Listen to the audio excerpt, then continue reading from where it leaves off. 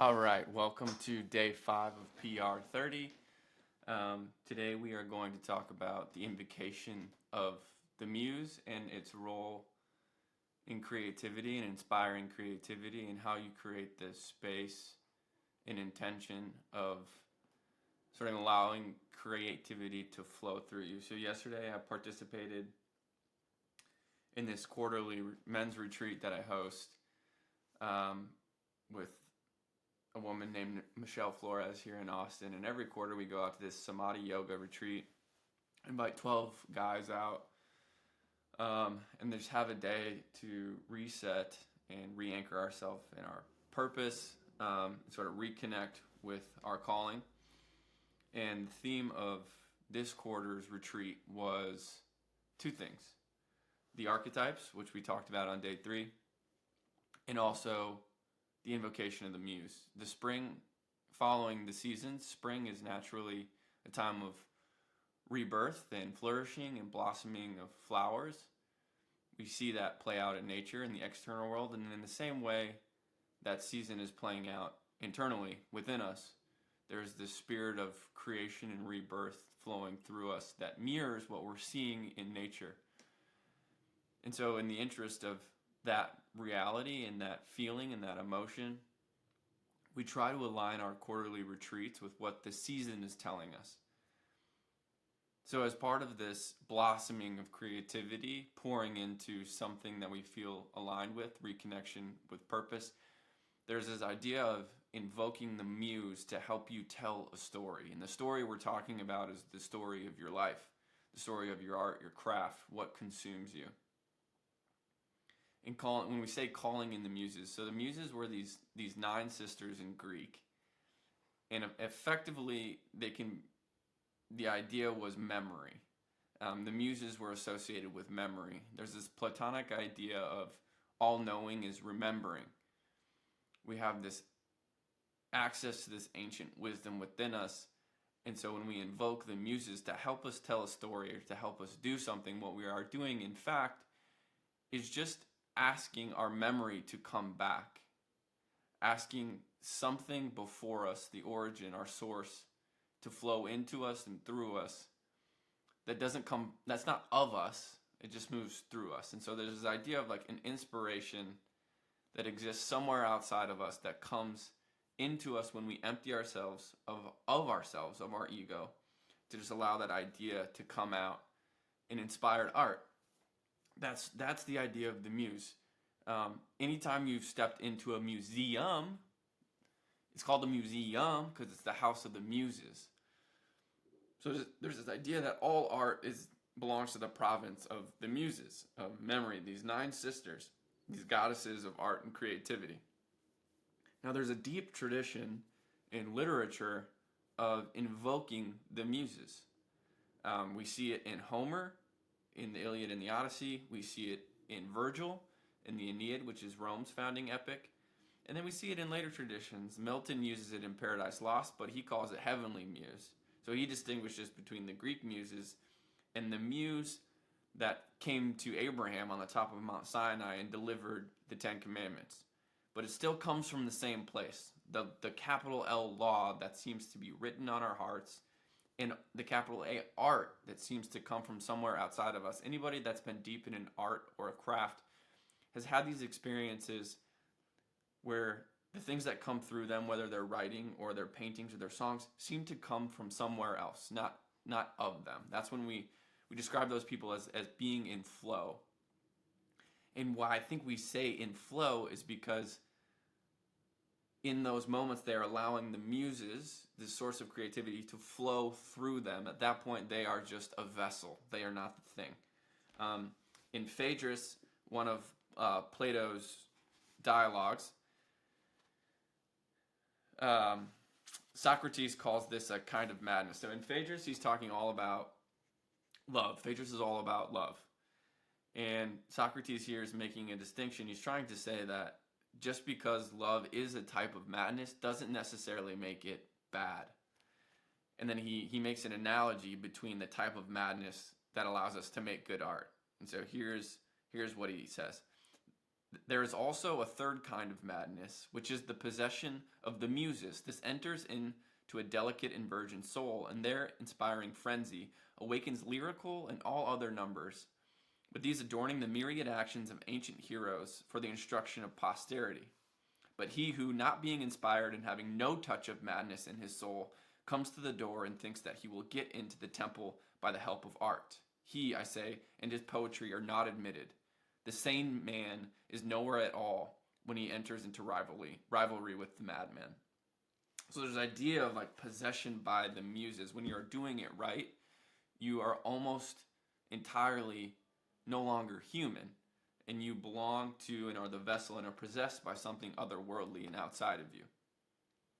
So there's this really powerful thought when we think about art, when we think about what we're creating. A lot of times when we experience something like writer's block or artist block in general, what we're experiencing is the entering of our ego into something that wants to be spirit-led. So when we come up with a practice like the invocation of the muse, what we are doing is we're asking to be spirit-led. I'm going to read a few examples from Homer, Virgil, and in Paradise Lost. But at the end of this, I want you to think about writing your own invocation. In the beginning of my second book, I wrote one. I have a different one in the beginning of my third book. And it's just this idea of setting the table when you enter your space of creativity that establishes an intention for what you're trying to do. That is to deliver a message that comes from somewhere else. In the Iliad, Homer starts like this: "Sing, O goddess, the anger of Achilles, son of Peleus, that brought countless ills upon the Achaeans. Many a brave soul did he send hurrying down to Hades, and many a hero did it yield a prey to dogs and vultures." So we know immediately what Homer is doing is he is invoking the muses to help him tell the story of Achilles and his rage. That's what the Iliad's all about. In the Odyssey, he says, "Tell me, O muse, of that ingenious hero who traveled far and wide after he had sacked the famous town of Troy. Many cities did he visit, and many were the nations with whose manners and customs he was acquainted. Moreover, he suffered much by sea while trying to save his own life and bring his men safely home. But did what he might, he could not save his men, for they perished through their own sheer folly in eating the cattle of the sun god Hyperion."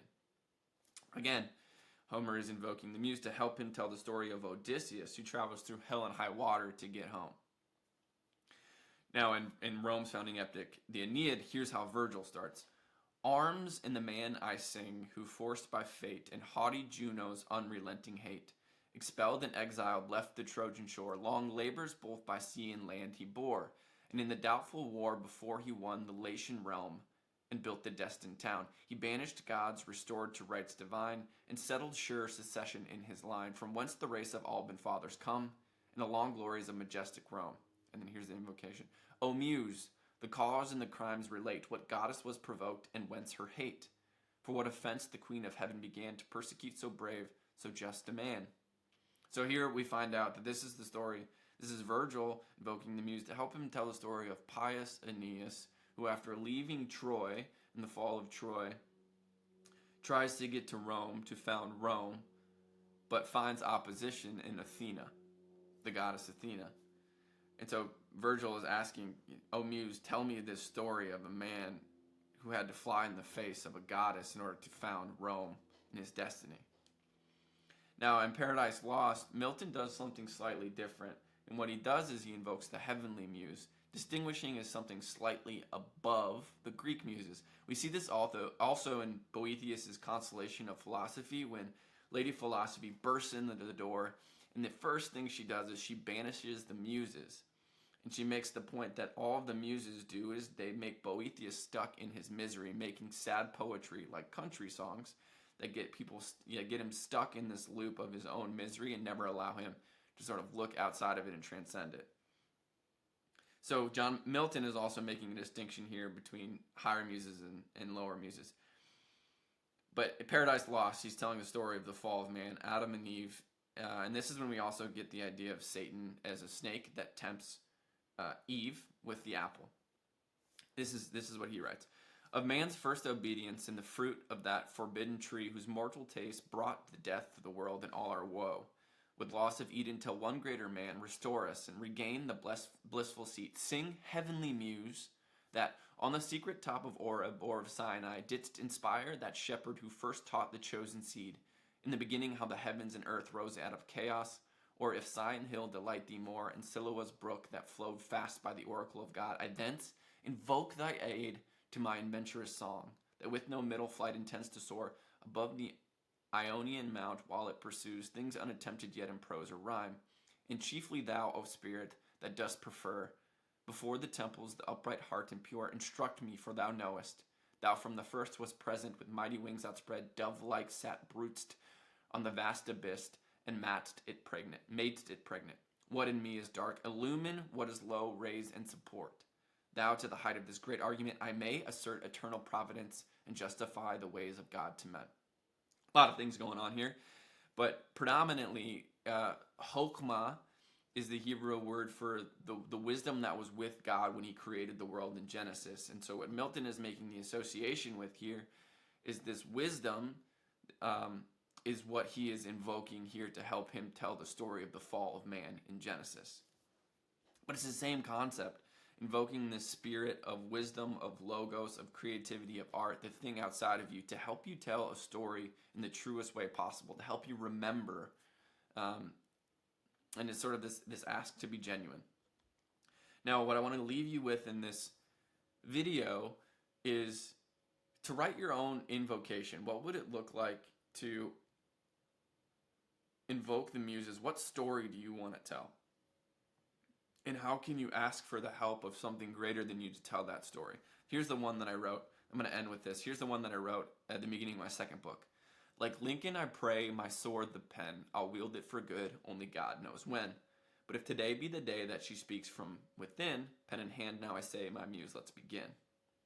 Sing of the excellence labored long for by men, tell of their courage, of where and of when.